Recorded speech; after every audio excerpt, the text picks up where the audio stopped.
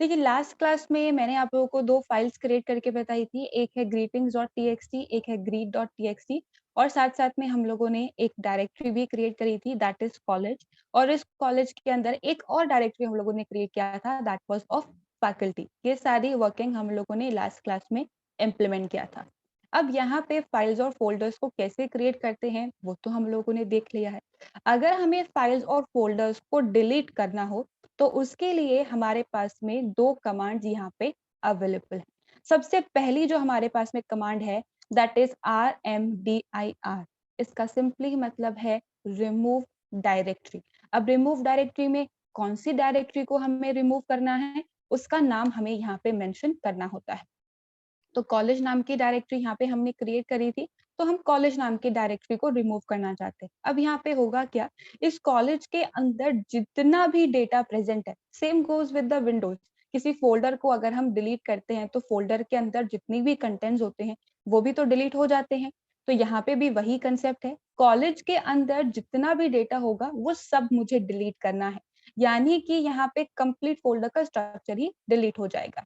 अब यहाँ पे जो डिलीट करने के लिए हमारे पास में 2 कमांड्स अवेलेबल हैं, उनकी वर्किंग में थोड़ा-सा डिफरेंट है। डिफरेंट क्या है? देखिए जभी भी हम rmdir कमांड को काम में लेते हैं, ये हमेशा एम्प्टी डायरेक्टरीज़ को डिलीट करने का काम करता है। एम्प्टी डायरेक्टरी का मतलब ऐसा डायरेक्टरी, ऐसा फ़ोल्डर जिसके अंदर कुछ भी प्रेज़ेंट नहीं है।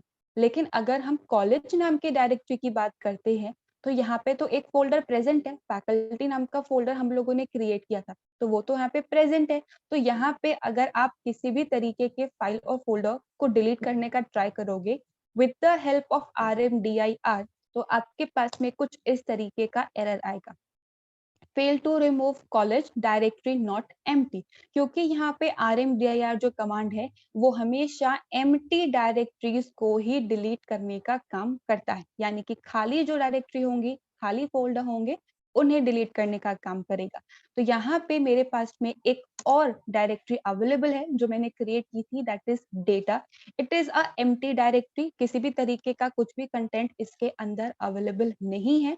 तो यहाँ पे मैंने rmdir ऑफ डेटा लिखा है। अब क्योंकि ये एक खाली डायरेक्टरी है तो देखिए कमांड जो है हमारी वो सक्सेसफुली एग्जीक्यूट हो गई है। चेक कर लेते हैं कि यहाँ पे जो डेटा नाम का डायरेक्टरी है वो डिलीट हुआ है नहीं। जैसे ही हम लोग ls करेंगे तो देखिए यहाँ पे जो डेटा नेम डिस्प्ले हो रहा था अब वो यहाँ से हट चुका है। तो डेटा नाम की जो डायरेक्टरी है वो हमारी सक्सेसफुली डिलीट हो चुकी है। तो किसी भी तरीके की एम्प्टी डायरेक्टरी को रिमूव करना हो then we use rmdir, remove directly इसका मतलब होता है।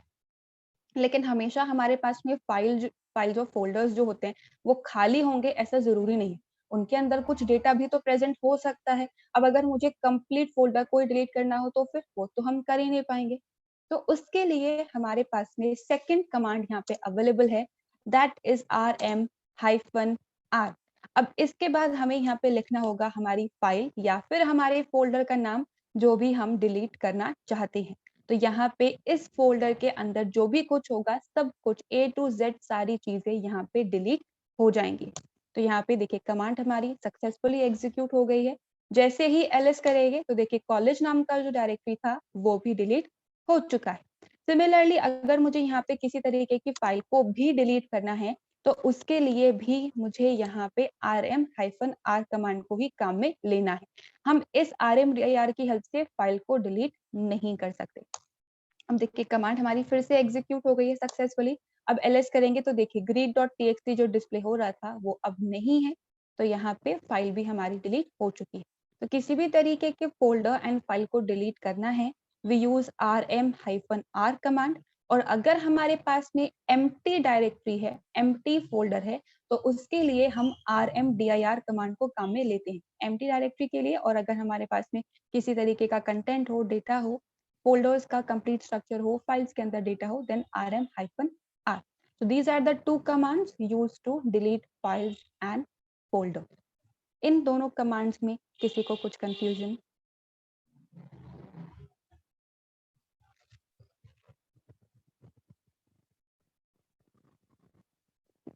नेक्स्ट जो कमांड है हमारे पास में दैट इज सॉर्ट कमांड।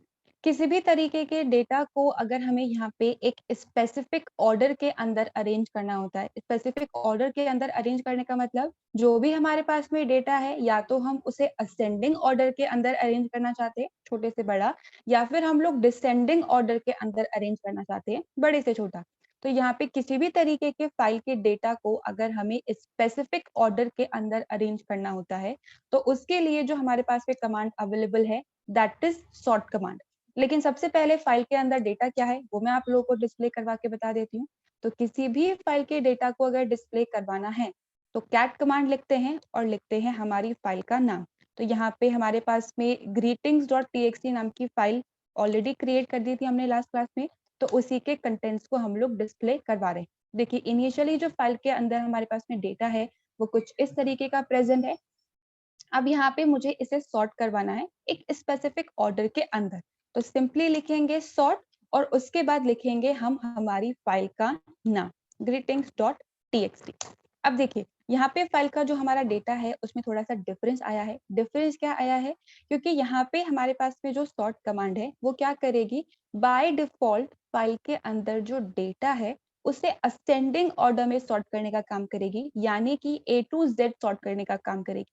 लेकिन सिर्फ हमारे पास में कैरेक्टर्स या लेटर्स ही एज अ डेटा प्रेजेंट हो, जरूरी तो नहीं है। नंबर्स, डिजिट्स, अलग अलग तरीके की चीजें भी प्रेजेंट हो सकती है।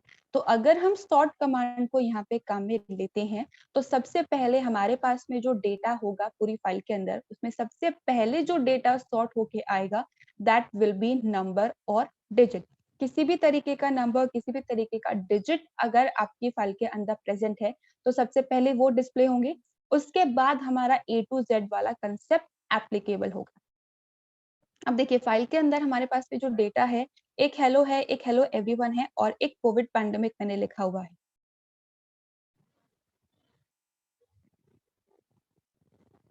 We were talking about the sort command.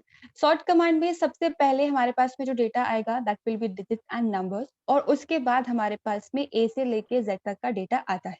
अब यहाँ पे भी हमारे पास में डिफरेंस है। डिफरेंस क्या है कि जो डेटा है वो लोअर केस यानी कि स्मॉल लेटर्स के अंदर प्रेजेंट हो सकता है और अपर केस यानी कि कैपिटल लेटर्स के अंदर भी प्रेजेंट हो सकता है। ठीक है, तो अगर हम यहाँ पे ए से लेके जेड तक की बात करते हैं तो एच जो है वो बाद में आता है एंड सी पहले आता है। इसी वजह से यहाँ पे जो सेकेंड लाइन आई है हमारी that is of Covid pandemic. लेकिन अब यहाँ पे हमारे पास में जो बची हुई दो लाइंस हैं, दोनों जो है वो एच से ही स्टार्ट हो रही हैं। डिफरेंस सिर्फ इतना सा है कि एक स्मॉल एच से है और एक कैपिटल एच से है। तो अगर हमने यहाँ पे सॉर्ट कमांड को काम में लिया होता है तो हमेशा लोअर केस वाले जो कैरेक्टर्स हैं वो पहले आएंगे और जो अपर केस वाले कैरेक्टर्स हैं वो बाद में आएंगे। इसी वजह से यहाँ पे स्मॉल एच वाला जो हेलो है वो पहले आया है और कैपिटल एच वाला जो हेलो है वो बाद में आया है। तो इस ऑर्डर को आपको ध्यान रखना है सॉर्ट कमांड के साथ में।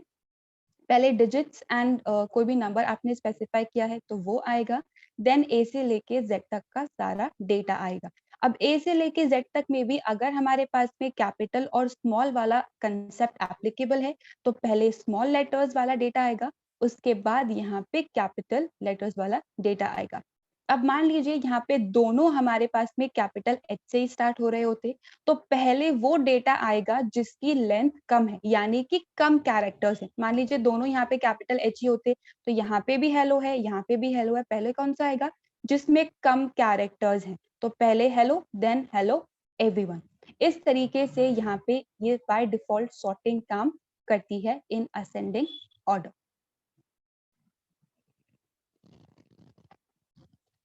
सॉर्ट कमांड के बाद अब यहाँ पे नेक्स्ट जो हमारे पास में कमांड है सेम सॉर्ट ही है। डिफरेंस सिर्फ इतना सा है कि यहाँ पे अब हम जो सॉर्ट कमांड को काम में लेने वाले हैं अब वो असेंडिंग में नहीं बल्कि डिसेंडिंग ऑर्डर के अंदर हमें अगर सॉर्ट करना हो तो उसके लिए यहाँ पे हमें लिखना होता है सॉर्ट हाइफन आर। आर का सिंपली मतलब है रिवर्स यहाँ पे।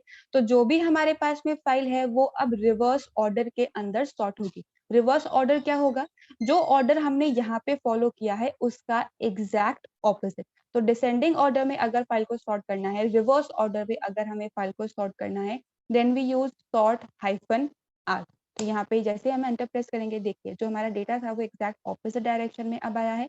पहले कैपिटल का डेटा देन हमारे पास में स्मॉल लेटर्स वाला डेटा, देन उसके बाद फिर सी से रिलेटेड, देन फिर हमारे पास में डिजिट्स वाला डेटा। तो यहाँ पे असेंडिंग ऑर्डर के लिए बाय डिफॉल्ट सॉर्ट होता है एंड डिसेंडिंग के लिए we use sort hyphen r. These are the two command related to the sorting वाला पार्ट। अब यहाँ पे एक और चीज है सॉर्ट से ही रिलेटेड, बस डिफरेंस है तो यहाँ पे फाइल नेम का। देखिए यहाँ पे जब मैंने सॉर्ट कमांड को काम में लिया है तो मैंने एक फाइल का नेम मेंशन किया है। अगर मैं यहाँ पे एक नाम के साथ साथ में दो नाम अगर यहाँ पे मेंशन कर दूं, sort space greeting.txt space greet.txt, तो यहाँ पे होगा क्या, यहाँ पे हमारे पास में अब दो फाइल्स प्रेजेंट है, ठीक है, एक greeting.txt है और एक greet.txt। अगर ये greet.txt फाइल एग्जिस्ट करती है तो ठीक है, अगर एग्जिस्ट नहीं करती है तो ये नई फाइल क्रिएट हो जाएगी, पहली चीज, ठीक है, अगर फाइल एग्जिस्ट नहीं करती है तो क्रिएट हो जाएगी। दूसरी चीज, अगर ये पहले से ही एग्जिस्ट करती है तो होगा क्या, इस फाइल के अंदर जितना भी डेटा प्रेजेंट होगा वो डिलीट हो जाएगा और नया डेटा क्या होगा, जो हम राइट करवा रहे हैं वो नया डेटा इसके अंदर प्रेजेंट होगा। दूसरी चीज, ठीक है। Now third and most important part, हमने जो इस फाइल का क्रिएशन किया है वो इस फाइल का क्रिएशन हमने किया है सॉर्ट कमांड की हेल्प से। तो यहाँ पे होगा क्या, इस greetings.txt नाम की फाइल के अंदर जितना भी डेटा प्रेजेंट है वो सारा डेटा सॉर्टेड फॉर्म के अंदर इस greet.txt नाम की फाइल के अंदर जाके सेव हो जाएगा। हमारी ओरिजिनल फाइल जैसी है वो वैसी ही रहेगी, उसमें कुछ भी चेंजेस नहीं होंगे, लेकिन जो नया फाइल हम लोग क्रिएट कर रहे हैं उसके अंदर सारा डेटा सॉर्टेड फॉर्म के अंदर आ जाएगा। तो देखिए जैसे ही मैं एंटर प्रेस करूंगी कमांड सक्सेसफुली एग्जीक्यूट हो गई है। अब यहाँ पे एक बार इसे डिस्प्ले करके देख लेते हैं कि डेटा किस फॉर्म में आया है। तो देखिए यहाँ पे हमारे पास में जो greetings.txt के अंदर डेटा था वो ये है, ओरिजिनली फाइल के अंदर ये डेटा है। हमने क्या किया, इस फाइल को असेंडिंग ऑर्डर में अरेंज करके नई फाइल के अंदर राइट करवा दिया। तो अब इस फाइल के अंदर जो डेटा है वो प्रॉपर सॉर्टेड फॉर्म के अंदर, बिल्कुल सेम कंसेप्ट जैसे हमारे कॉलेज का जो सॉफ्टवेयर है इट इज एरिक। जब आप लोग एडमिशन लेते हो तो डिपेंडिंग अपॉन आपने किस टाइम पर एडमिशन लिया है हम लोग उस ऑर्डर में रिकॉर्ड्स को इंसर्ट करते हैं, जो पहले आया है पहला उसका रिकॉर्ड इंसर्ट होगा।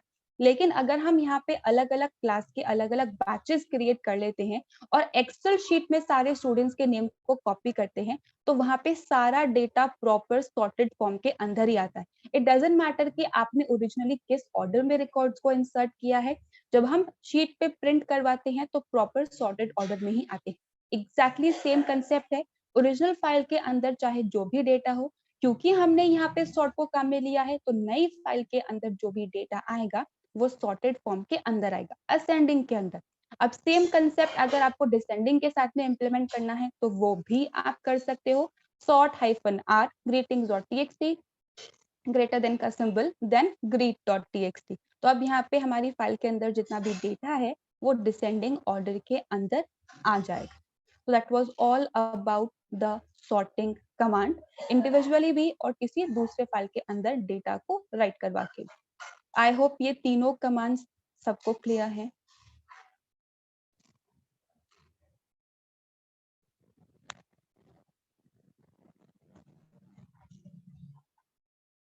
Alright, moving with the next command. देखिए विंडोज में हमारे पास में किसी भी फाइल किसी भी फोल्डर से रिलेटेड दो कंसेप्ट होते हैं, एक होता है कॉपी पेस्ट और एक होता है कट पेस्ट। तो एग्जैक्टली में अगर हमें वो वर्किंग यहाँ पे इम्प्लीमेंट करनी हो तो उसके लिए हमारे पास में दो कमांड्स होती है, एक होता है सीपी और एक होता है एमवी, ठीक है। सीपी का मतलब है कॉपी एंड एमवी का मतलब है मूव। तो यहाँ पे अगर मैं स्पेसिफिकली किसी फाइल की बात करती हूँ तो यहाँ पे होगा क्या, मैंने लिखा है सीपी यानी कि मुझे कॉपी करना है। क्या कॉपी करना है, उस फाइल का नाम हम लोग यहाँ पे मेंशन करते हैं। मैंने लिखा है greet.txt। अब यहाँ पे इस फाइल को कहाँ कॉपी करना है वो स्पेसिफाई करना होगा। करंट लोकेशन में ही अगर हमें इसे कॉपी करना है तो हम यहाँ पे डायरेक्टली इसका नाम लिख सकते हैं info.txt। तो होगा क्या, हमारे पास में अब info.txt नाम की एक फाइल क्रिएट हो जाएगी, उसके अंदर वही डेटा प्रेजेंट होगा जो greet.txt नाम की फाइल के अंदर प्रेजेंट है। तो सिंपली हमारी फाइल जो है वो कॉपी हो गई है और सेम लोकेशन पर क्रिएट हो गई है। जैसे हम कमांड एग्जीक्यूट करेंगे और ls प्रिंट करेंगे, तो देखिए हमारे पास में जो लिस्ट आई है उसके अंदर info.txt नाम की फाइल भी अब क्रिएट हो चुकी है। लेकिन अगर मुझे यहाँ पे किसी स्पेसिफिक लोकेशन पे जाके डिस्प्ले करवाना है, मतलब सॉरी किसी स्पेसिफिक लोकेशन पे जाके अगर हमें उसे क्रिएट करवाना है, तो यहाँ पे हम वो वाला पार्ट भी इम्प्लीमेंट कर सकते हैं। लाइक फॉर एग्जाम्पल मान लीजिए यहाँ पे हमारे पास में कोई फोल्डर अवेलेबल होता, ठीक है, तो स्लैश होम डायरेक्टरी के अंदर हम लोग प्रेजेंट है स्लैश आर्यन नाम के फोल्डर के अंदर। अब उसके अंदर मान लीजिए हमारे पास पे जैसे कॉलेज नाम का एक डायरेक्टरी अवेलेबल था, कॉलेज के अंदर मुझे इसे कॉपी करना है, तो कुछ इस तरीके का पाथ भी आप स्पेसिफाई कर सकते हो। तो यहाँ पे होम नाम की डायरेक्टरी के अंदर जो आर्यन नाम की डायरेक्टरी है और इसके अंदर जो कॉलेज नाम की डायरेक्टरी है, उसके अंदर info.txt नाम की फाइल जो है वो कॉपी हो जाएगी। तो कुछ इस तरीके से भी यहाँ पे आप फाइल को कॉपी कर सकते। आई होप कॉपी वाला पार्ट सबको क्लियर है।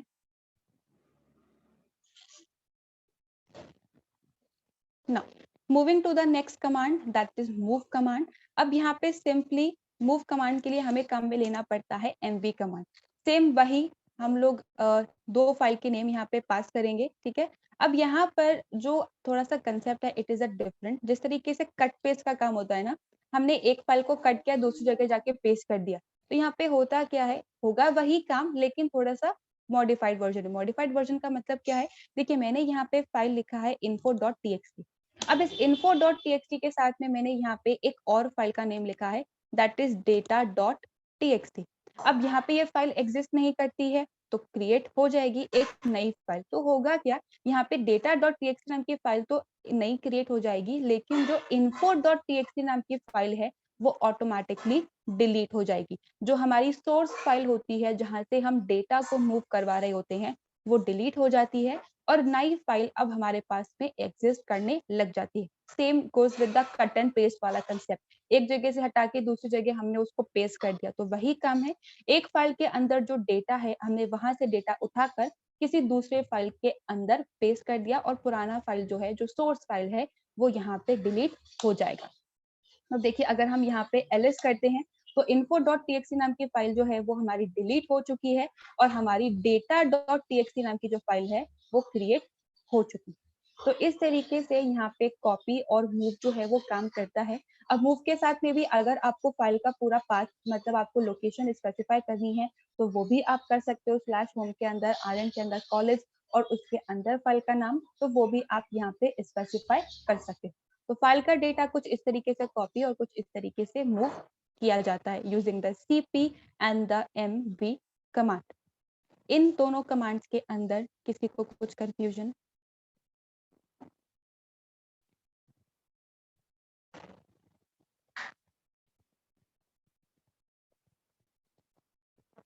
Alright, moving with the next command. Next जो कमांड है यहाँ पे हमारे पास में that is where is command. देखिए वेयर इज का सिंपली मतलब इतना सा है कि यहाँ पे हमें किसी कमांड के बारे में इंफॉर्मेशन पता लगानी है। जो भी कमांड हम काम में ले रहे हैं वो कमांड एक्चुअली में कहाँ पे प्रेजेंट है अगर हमें ये पता लगाना है तो उसके लिए वेयर इज कमांड को काम में लिया जाता है। तो सबसे पहले हम लोग वेयर इज लिखेंगे, उसके बाद एक स्पेस और उसके बाद हमारी एक कमांड का नाम जिसके बारे में हमें पता लगाना। तो यहाँ पे मैंने लिखा है वेयर इज mkdir। तो ये mkdir कमांड जहां पे भी प्रेजेंट होगी, जिस भी डायरेक्टरी के अंदर प्रेजेंट होगी, उसकी इंफॉर्मेशन हमारे पास में डिस्प्ले हो जाएगी। ठीक है, that is where is command. अब देखिए यहाँ पे इसका लोकेशन क्या है, यूएसआर के अंदर बिन के अंदर mkdir। अब यहाँ पे जब मैंने आप लोगों को डायरेक्टरी का स्ट्रक्चर बताया था तब मैंने कहा था बिन एंड एसबिन। बिन का मतलब क्या होता है, यूजर बाइनरीज। एसबिन का मतलब क्या होता है, सिस्टम बाइनरी। तो यहाँ पे यूजर जो कमांड्स को काम में ले सकता है, नॉर्मल यूजर, वो सारी कमांड्स प्रेजेंट कहाँ होती है, बिन नाम के फोल्डर के अंदर प्रेजेंट होती है। तो यहाँ पे देखिए जो mkdir है वो बिन के अंदर ही प्रेजेंट।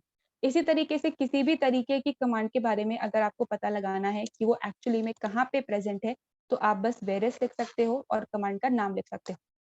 जैसे ही एंटर प्रेस करेंगे तो देखिए उसकी लोकेशन जो है वो यहाँ पे डिस्प्ले हो जाएगी। अब इसी से ही मिलता जुलता एक और कमांड होता है that is what is command.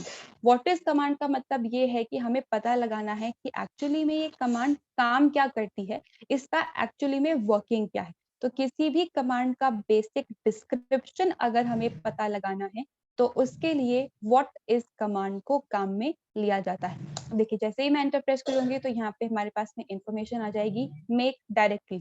mkdir जो है वो डायरेक्टरीज को क्रिएट करने के लिए काम में आता है। सिमिलरली अगर मैं यहाँ लिखती हूँ व्हाट इज क्लियर, यहाँ पे क्लियर हमारे पास में एक कमांड होती है कंसोल को क्लियर करने के लिए। तो अगर मुझे उसका डिस्क्रिप्शन पता लगाना है तो सिंपली व्हाट इज क्लियर लिखेंगे और डिस्क्रिप्शन आ जाएगा that is clear the terminal screen. तो कमांड कहाँ पे प्रेजेंट है और उसकी एक्चुअल में क्या वर्किंग है उसको पता लगाने के लिए हम लोग वेयर इज और व्हाट इज कमांड को काम में लेते हैं। इन दोनों कमांड से रिलेटेड किसी को कुछ कंफ्यूजन?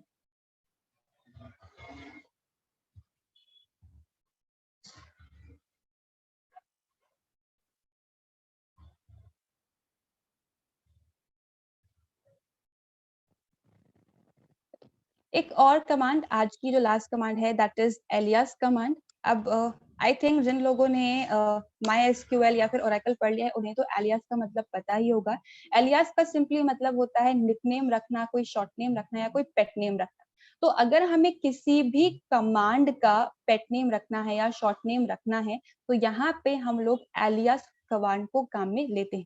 सिंपली हमें क्या लिखना है, हमें एलियास कीवर्ड लिखना है ALIAS। उसके बाद हमें लिखना है वो नाम, वो शॉर्ट नेम जो हम रखना चाहते हैं। अब इस शॉर्ट नेम को रखने के बाद हमें यहाँ पे इक्वल्स टू का एक सिंबल लगाना होता है।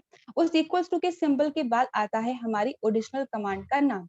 हम किस कमांड का शॉर्ट नेम क्रिएट करना चाहते हैं। तो यहाँ पे मैंने लिखा है alias m is equal to mkdir। तो यहाँ पे होगा क्या, mkdir का अब हम लोगों ने एक निकनेम, एक शॉर्ट नेम, एक ऑल्टरनेट नेम सेट कर दिया है दैट इज m। तो अब यहाँ पे अगर मुझे किसी भी तरीके की डायरेक्टरी को क्रिएट करना है, mkdir डायरेक्टरी क्रिएट करने का ही काम कर रहा है। तो अगर मुझे किसी भी तरीके की डायरेक्टरी को क्रिएट करना है तो मैं यहाँ पे mkdir को यूज करने के बजाय डायरेक्टली m को काम में ले सकती हूँ। अब यहाँ पे मैंने लिख दीजिए, मान लीजिए मैंने बिल्स नाम का एक डायरेक्टरी क्रिएट कर दिया। अब अगर मैं यहाँ पे ls करूंगी तो देखिए यहाँ पे बिल्स नाम का हमारे पास में एक डायरेक्टरी क्रिएट हो चुका है। तो किसी भी कमांड का ऑल्टरनेट नेम अगर हमें सेट करना है we use alias command. Alias के बाद वो नाम आएगा जो हम असाइन करवाना चाहते हैं, इक्वल्स टू और हमारी ओरिजिनल कमांड का नाम। अब जो काम मैंने mkdir कमांड के साथ में किया है आप सारी कमांड्स के साथ में इम्प्लीमेंट कर सकते हो। सबके ऑल्टरनेट नेम रखे जा सकते हैं। यूजर जो परमिटेड है, जो कमांड को यूज कर सकता है, उनसे रिलेटेड यहाँ पे बात हो रही है, हम रूट परमिशन वाली बात नहीं कर रहे हैं। ठीक है, तो यहाँ पे किसी भी कमांड का ऑल्टरनेट नेम अगर हमें सेट करना है वी यूज एलियास कमांड। अब जिस तरीके से मैंने यहाँ पे एक सिंपल फोल्डर क्रिएट किया है, हमारे पास में ऑप्शन होता है, हम यहाँ पे क्या कर सकते हैं, पाथ स्पेसिफाई करके भी हम लोग फोल्डर्स को क्रिएट कर सकते हैं। तो मैंने यहाँ पे स्टूडेंट नाम का एक फोल्डर क्रिएट करा, उसके अंदर मैंने यहाँ पे एक और फोल्डर क्रिएट कर दिया IT नाम का। तो अगर हमें पाथ, पूरा पाथ स्पेसिफाई करके डायरेक्टरीज क्रिएट करनी होती हैं तो हम mkdir-p को काम में लेते हैं। तो mkdir का तो शॉर्ट नेम मैंने m स्पेसिफाई कर ही दिया है, तो हम लिख सकते हैं m-p एंड student-it। तो यहाँ पे क्या होगा, स्टूडेंट नाम का एक फोल्डर क्रिएट होगा और उसके अंदर IT नाम का एक फोल्डर क्रिएट हो जाएगा। तो इसी तरीके से हम बाकी सारे कमांड्स के भी ऑल्टरनेट नेम रख सकते हैं। इस कमांड के अंदर किसी को कुछ कंफ्यूजन?